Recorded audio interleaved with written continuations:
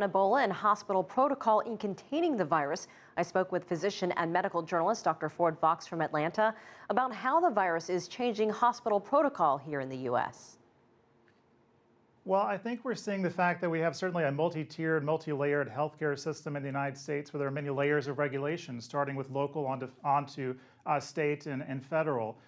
Each hospital is really tasked with dealing with a lot of these issues on their own. When it comes to a novel threat like Ebola, we're seeing that system really taxed to the limit. We're seeing a situation where perhaps the CDC that we may expect to be able to step in and kind of run the show really hasn't been able to, perhaps because of legally the way the CDC works.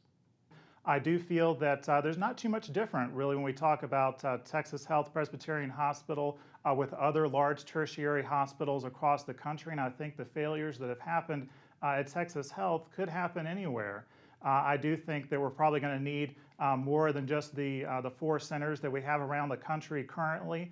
And I think that in each metro area and in each region of the country, certainly we can center our resources and create the kind of fully isolated units that are necessary.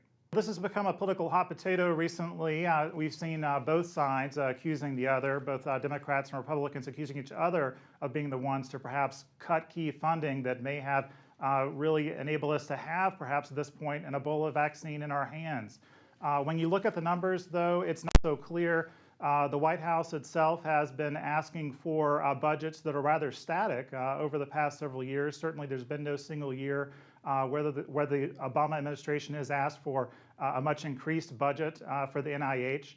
Both parties agreed to the sequestration in 2013 that have resulted in a drifting down of the NIH budget over recent years. So while that blame game is being played at this point, when you look at the facts and look at the numbers, both sides perhaps should have stepped up to the plate more. We're hearing more and more about airports around the world testing passengers who have come from those Ebola-prone areas. Britain recently announced that they were going to start taking part. We have 5 airports here in the United States.